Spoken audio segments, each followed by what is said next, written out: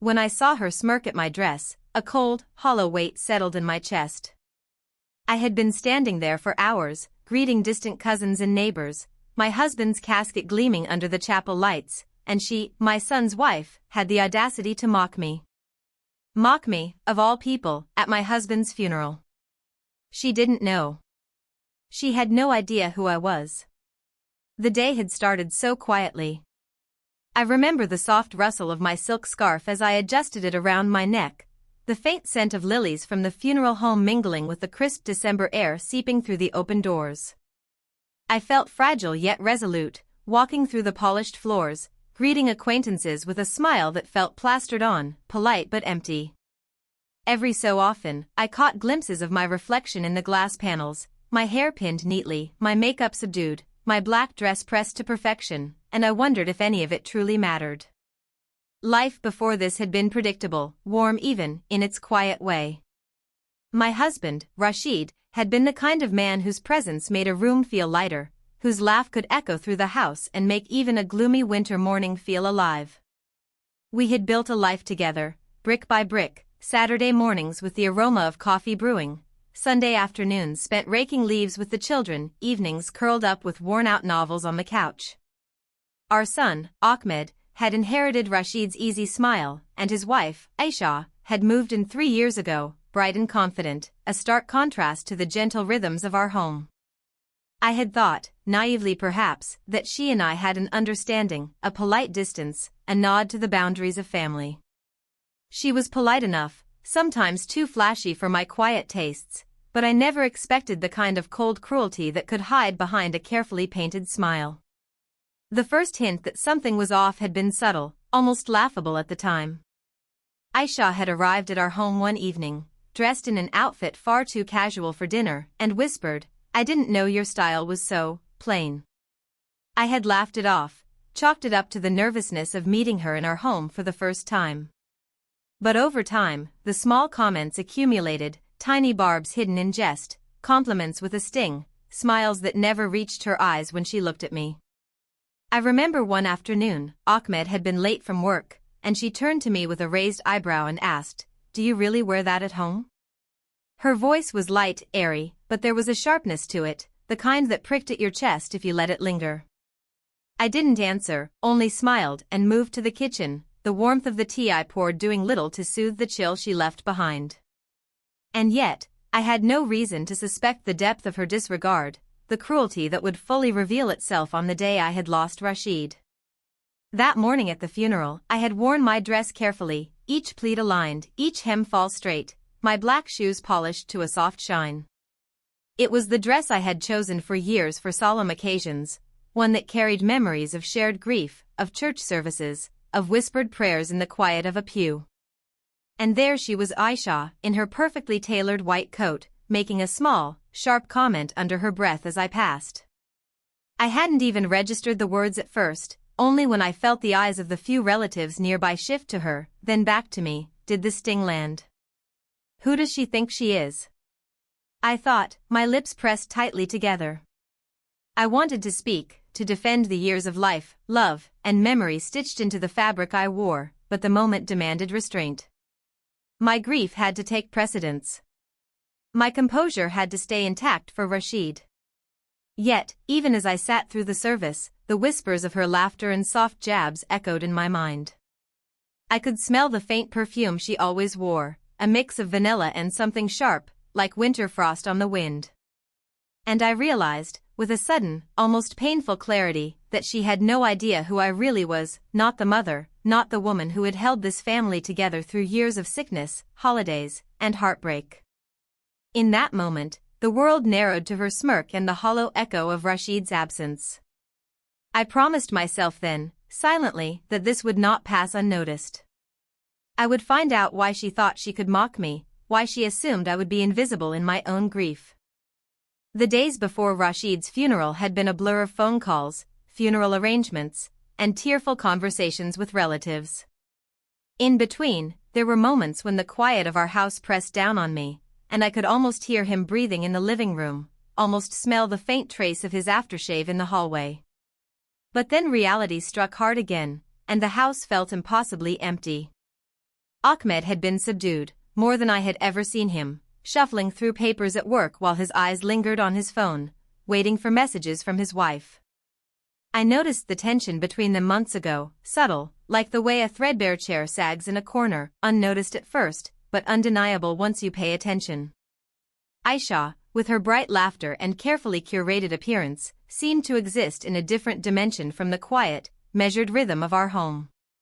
On the mornings we shared coffee, she would often comment on trivial matters, the arrangement of flowers, the style of the curtains, even my old ceramic teapot, which Rashid had bought on a trip to Lahore. "It's cute," she'd say, with a tone that hovered somewhere between condescension and amusement. And I had started noticing how Ahmed would look away, uncomfortable, perhaps even complicit in her subtle digs. That day, as I prepared for the funeral, I recalled the mornings spent with Rashid sipping chai in the kitchen, his hand brushing mine as he stirred the sugar. The smell of the tea, the quiet hum of the refrigerator, the soft hum of the radio playing a classical tune, it all flooded back, a painful reminder that these ordinary moments were gone forever. I brushed my hands along the folds of my black dress, feeling the texture, the weight, and somehow clinging to it as if it were a shield. The funeral home was quiet when I arrived, save for the low murmur of relatives gathering. The smell of polished wood mixed with the faint scent of incense created a surreal atmosphere. Everyone seemed to glide through the room in hushed tones, faces etched with grief, some more genuine than others. I felt the comforting weight of Ahmed's arm around my shoulders for a brief moment, but then he drifted toward Aisha, leaving me in the soft murmur of condolences. It was then that I noticed the first subtle signs of something more troubling. Aisha, standing near the corner of the room, exchanged a quick, conspiratorial glance with Rashid's niece. Their smirks were almost imperceptible, but my instinct, honed by decades of observing human behavior, kicked in. There was an undercurrent, a shared amusement at my expense, though I couldn't yet articulate why. During the service, I tried to focus on Rashid's life, on the stories of his kindness and the way he had always found joy in the smallest moments. The minister spoke of his generosity, his patience, his love for family. My throat tightened with every word, and I blinked back tears, focusing on the gentle rhythm of the words, trying to carve out a space for grief that was mine alone. But the whispers began. A soft, barely audible comment as I adjusted my scarf. A fleeting glance toward me, the faint curl of a lip that suggested amusement. My pulse quickened, my hands clenched in the folds of my dress. Aisha's voice was soft, almost too casual, but there was a sharpness beneath it. "That dress, really?" I froze, caught between outrage and disbelief. I wanted to call her out, to demand respect for my husband's memory, but the weight of the room, the solemnity of the service, kept my lips sealed. I simply nodded, my face carefully composed, my eyes trained on the casket as if staring at Rashid could somehow anchor me in reality. After the service, the reception was a delicate chaos of floral arrangements, catering staff, and relatives circling one another in grief and politeness. I noticed Aisha again, lingering near the refreshments, making small comments that drew quiet laughter from a few of the younger cousins. Her amusement, so misplaced, made my chest tighten with a combination of sorrow and simmering anger. It was in that moment, surrounded by mourners, that I realized just how invisible she thought I was. How little she understood the life I had shared with Rashid, the history we had built together, the quiet authority I carried in this family. And I knew, without a doubt, that this was not something I could ignore. Over the next few days, as condolences trickled in and the house gradually emptied of relatives, I began noticing more patterns in Aisha's behavior, tiny, almost imperceptible acts that painted a disturbing picture. It wasn't just the funeral, the mockery, or the smirk that lingered in my mind, it was the way she carried herself, the little remarks she made as if the house, the memories, even the grief were hers to judge. Ahmed, caught somewhere between loyalty to his mother and devotion to his wife, seemed oblivious at first. He busied himself with bills, phone calls, and paperwork, nodding absently when I mentioned Aisha's remarks. But I could see the flicker in his eyes, the way he winced when I shared a subtle observation. "Mom," he said one evening, "you're overthinking. She's just stressed." Give her time. His words were meant to comfort, but instead, they heightened my unease. The first clue that something far more insidious was happening came in the form of a letter. I found it tucked under a stack of mail on the kitchen counter. My handwriting on the envelope immediately caught my eye. Except it wasn't mine. The note, and signed, detailed minor grievances about me, my cooking, my taste in clothes, the way I arranged flowers, even the type of tea I brewed for Rashid. The words weren't overtly cruel, but there was a deliberate edge to them, a mockery hidden behind polite phrasing. I confronted Ahmed that evening, the letter clutched in my hand, my voice low but firm. Did Aisha leave this? He hesitated, his fingers drumming against the table. Mom. I don't know. Maybe someone else, it could be a misunderstanding. But I knew. I had lived long enough to recognize the patterns of subtle hostility, the way certain people thrive on undermining others while cloaked in civility. It wasn't a misunderstanding. It was deliberate. That night, I couldn't sleep. I wandered the silent house, the faint hum of the refrigerator a background to my thoughts. I remembered Rashid's laugh, the warmth of his hand when we walked through the garden, the sound of Ahmed playing in the hallway as a child. And then I remembered the smirk at my dress, the whispered comment, the casual cruelty masked as jest. I began paying closer attention. Every visit from Aisha was meticulous, she observed, she judged, she whispered under her breath in a tone meant to exclude me. A vase placed slightly askew, a cushion fluffed in the wrong direction, even the way I stirred my tea, each action became a potential target. One evening, I decided to follow my instincts. When Aisha was in the living room, I pretended to busy myself in the kitchen, listening. The conversation she had with Ahmed was casual on the surface, but my ears caught the undertone, subtle digs about me, my habits, the way I clung to Ahmed's attention. There was no warmth in her words, only a meticulous effort to diminish me, to assert control over a household that wasn't hers to rule. I felt my chest tighten, a mix of grief and rising anger I hadn't allowed myself to feel before. It wasn't just disrespect, it was a pattern of undermining, carefully crafted, like a spider weaving its web. She had no idea who I truly was, the woman who had raised her husband, who had shared a life with Rashid for decades, who had built this family from the ground up. And that ignorance, that presumption, made her audacity even more infuriating. For the first time, I began to suspect there was more lurking beneath her smile. Perhaps this wasn't just a clash of personalities. Perhaps her mockery was a symptom of deeper schemes, plans that involved control, inheritance, or influence within the family. I needed to know. I began quietly observing, taking notes in my mind of every gesture, every whispered comment, every subtle jab. And the more I watched, the more I realized this wasn't random behavior. This was a deliberate attempt to destabilize me, to rewrite the family narrative without knowing the full history of who I was or what I had endured. It was a chilling realization. Grief was supposed to cloak us, make us vulnerable together. Instead, Aisha had weaponized my mourning against me. And I knew that before I could respond, I had to understand the full extent of her intentions. It happened one afternoon, about a week after the funeral, that the full betrayal revealed itself, like a sudden, sharp gust tearing through a quiet room.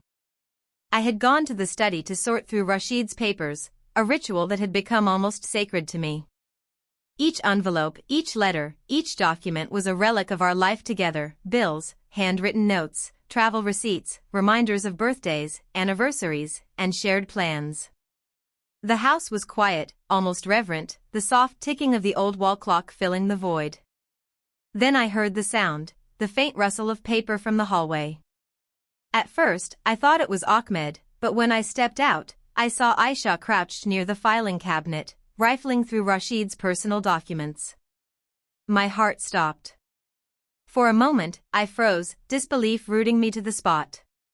She had no right, none, to invade this space.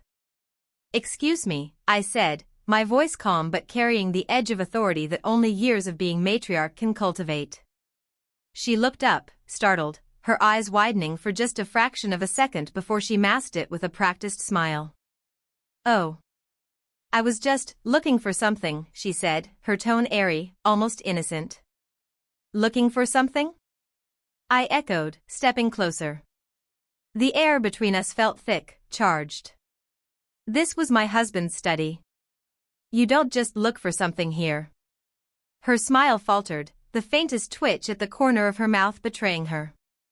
I just wanted to check some bills, see what needs to be paid. I knew better. I could see it in the way she handled the papers, in the careful sorting, in the subtle attempts to photograph or copy documents with her phone. It wasn't curiosity, it was calculation. And then, in her haste, a folder slipped from the cabinet and fell at her feet. I bent down and picked it up, my fingers brushing the contents. Inside were financial statements, deeds, legal papers, everything related to the house, to Rashid's accounts, to the inheritance he had meticulously planned. And among them, notes in her handwriting, small calculations, and comments like "control this, he must not know, mother must be sidelined." The shock hit me like a physical blow. Betrayal isn't loud, often it's a quiet, twisting sensation that coils in your stomach and climbs up into your chest. I stared at her, heart pounding, voice trembling despite my effort to remain composed. "So that's it, isn't it?" I said softly, letting the words hang in the room like smoke. "You think because he's gone, you can step in and rewrite everything?" Her face paled, the mask she had worn for months slipping for the first time. I'm just trying to help," she stammered. "Help?" I echoed, the bitterness in my tone sharp. "You call sneaking through my husband's papers, making calculations about what belongs to me, help?" Ahmed appeared then, drawn by the raised voices, his eyes wide in disbelief. "Mom, calm down," he said, but I could see the conflict in him. His loyalty was divided, and that only made the scene feel heavier, more unbearable. "I trusted you," I said to Aisha, my voice trembling but firm. "I treated you like family, and this is how you repay me?" Her lips pressed into a thin line, and for the first time, I saw fear, not the playful, confident attitude she normally carried, but genuine fear. The realization of her exposure, the enormity of her audacity, finally sank in. That night, I sat alone in the study, holding Rashid's notes, feeling the weight of betrayal settle deep into my bones. I had loved this family, nurtured it, protected it, and here was someone who thought they could manipulate it in my absence. Every detail mattered, the letters, the calculations, the subtle attempts to isolate me. And yet, I also realized something crucial, knowing the betrayal was not the same as acting on it. I had to be careful, deliberate. Rashid's memory, the legacy he left behind, demanded that I act with wisdom, not fury. The discovery left me hollow, yet resolute. I understood now that this was bigger than a smirk at a dress or casual jabs at a meal. This was a calculated plan to displace me from the life I had built with Rashid. And I vowed that while grief might have rendered me vulnerable, it would not render me powerless. The next morning, I woke with a sense of purpose I hadn't felt since Rashid's passing. Grief was still there, sharp and aching, but it had transformed into something steadier, clarity. I needed a plan, one that was measured, precise, and just. This wasn't about revenge for its own sake, it was about protecting the life my husband and I had built, and ensuring that deceit could not quietly rewrite our family's history. I started quietly, observing Aisha's routines, noting the times she was alone, the moments she was careless. She still tried to act casual around me, her practiced smile never faltering in front of Ahmed or visiting relatives. But behind closed doors, I suspected she felt the first pangs of guilt or perhaps the anxiety of being discovered. I began gathering evidence, discreetly. Each time she reached for Rashid's papers, I kept a mental record. I noted her comments, the way she tried to insinuate herself into decisions about the house, the accounts, even small family traditions. I took photographs of documents she had moved, kept copies of notes she had written, and catalogued every subtle act that proved her intent. It was meticulous work, slow and deliberate, but I knew that careful planning would serve me far better than an impulsive confrontation. One evening, I asked Ahmed to join me in the study, under the guise of organizing Rashid's papers together. He hesitated but agreed, sensing that this was important. We sat side by side, the lamplight casting long shadows across the walls. I watched his eyes as I laid out the documents, gently guiding him through what I had observed. Ahmed, I said softly, I need you to see this. I need you to understand what's really been happening. He looked down at the papers, then at me, his expression conflicted. Mom. I didn't realize. I mean, I knew she was difficult, but... I placed a hand on his arm. This isn't about difficulty, Ahmed. This is about your family, about honesty, and about respect. Your father's life, our life, cannot be rewritten by deception. We devised a careful approach. I decided not to confront her in anger, not to humiliate her publicly. This had to be handled with dignity, for my sake and for Rashid's memory. We would gather undeniable proof, make her aware that we knew, and ensure that any attempts to manipulate or control the inheritance or household decisions would be stopped before they could take root. A few days later, I invited her to the living room for tea, under the pretense of a quiet, friendly conversation. The air smelled faintly of cardamom from the tea, the soft ticking of the wall clock creating a rhythm I found oddly comforting. Aisha arrived, smiling, unaware that the tide had already turned. I poured the tea, seated her across from me, and spoke gently but firmly. Aisha, I want to talk about something important. About Rashid, about this family, and about trust. Her smile faltered slightly, the first crack in her armor. Of course, she said, her voice just a fraction higher than usual. I slid a small stack of papers across the table. These are some of the things I've found. I need you to be honest with me. Why have you been handling these documents without telling us? Why the calculations, the notes about what I must be sidelined from? The color drained from her face. Her hands trembled slightly as she reached for the papers, then recoiled. I just thought. Thought what? I pressed gently but insistently. That you could step in and control things that aren't yours? That you could manipulate this family without consequence? For the first time, I saw real fear in her eyes. The confidence, the mockery, the smirk at my dress, it all fell away. She realized that her games, however subtle, had been exposed. I didn't yell, I didn't humiliate her. I let the weight of the evidence and the clarity of my words speak for themselves. Ahmed, watching quietly, finally spoke. Aisha, Mom isn't the enemy here. She's protecting what Dad built, what our family built. You crossed a line. The room fell into a tense silence. She had no words, only the faint tremor of guilt and the realization that her attempts to undermine me had been carefully documented, carefully observed, and now undeniable. That night, after she left, I sat in Rashid's study, the soft hum of the refrigerator, the ticking clock, and the smell of jasmine from the garden outside. I felt a quiet satisfaction, not of cruelty, but of justice carefully, thoughtfully enacted. Grief was still there, but now it carried a measure of strength I hadn't known I possessed. The following week, the consequences of Aisha's actions began to ripple through the family and the wider circle of relatives who had come to know Rashid over the years.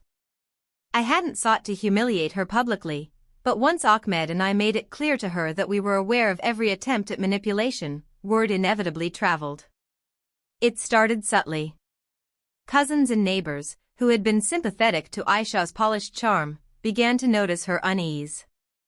At a small family gathering, I overheard her attempt to charm one of Rashid's old friends with a casual joke, only to see him respond with polite, guarded discomfort. The charm that had once seemed effortless now felt hollow. People who had previously deferred to her influence were suddenly more cautious, questioning, and attentive to the truth rather than her theatrics. At home, I maintained calm authority. I reorganized Rashid's documents, ensuring all legal papers were in order, and made certain that no attempts at hidden manipulation could succeed again. Aisha, once brazen, now navigated the house with careful restraint, her smirks and casual digs replaced by tentative politeness. She had learned, perhaps painfully, that audacity could only carry someone so far when faced with integrity and truth. Ahmed became more engaged, the tension between him and his wife easing as he saw the reality of her behavior. I noticed him smiling more during our shared evening tea, a small warmth returning to his voice that had been dulled by stress and indecision. He began helping me sort Rashid's papers, listening carefully, participating in decisions, and slowly reasserting the values his father had instilled in him. Even extended family began to take notice. Aunties and uncles who had once been charmed by Aisha's bright demeanor now whispered quietly among themselves, questioning her intentions. The subtle social pressure, combined with the undeniable documentation of her attempts to manipulate the household, created a natural boundary around her behavior. It was not vengeance, it was consequence, quiet but firm. One afternoon, Aisha approached me, her voice low, almost tentative. I realize now I made mistakes. I wasn't thinking. I didn't understand. I should have respected you and your husband's memory. I regarded her calmly, sensing both sincerity and fear. Mistakes have consequences, I said softly, and respect is not optional. It's earned through honesty and integrity, not manipulation. She nodded, her eyes downcast, the first sign of real humility I had seen. I will try to do better, she whispered. The subtle social consequences extended beyond our household. Friends and acquaintances who had admired her confidence began to keep their distance, their eyes wary, their compliments tempered. In a way, this was the most effective correction, one that did not rely on anger or humiliation, but on truth and moral clarity. Aisha learned, slowly and privately, that the world does notice when someone oversteps, when they disrespect family bonds, and when they attempt to claim what is not theirs. Through all of this, I maintained a measured calm. I didn't gloat, I didn't seek retribution beyond what was necessary to protect our family. My actions were deliberate, guided by the principle that integrity and evidence speak louder than confrontation or drama. The house gradually regained its equilibrium. The tension that had shadowed every room lifted, replaced by a quiet sense of order and dignity that Rashid would have appreciated. And I realized something vital: true justice is not about public humiliation, it is about the restoration of balance and truth. Aisha had faced consequences, not through anger or spectacle, but because truth, careful observation, and steadfast moral authority always eventually surface. Months passed, and the house, once heavy with grief and tension, began to feel like home again. Rashid's absence was still a raw ache in my chest, but the edges of the pain had softened, shaped now by memory, love, and the quiet resilience I had discovered within myself. Aisha, for her part, had changed. Not entirely, of course, old habits die slowly, but the sharp edges of her arrogance had been tempered.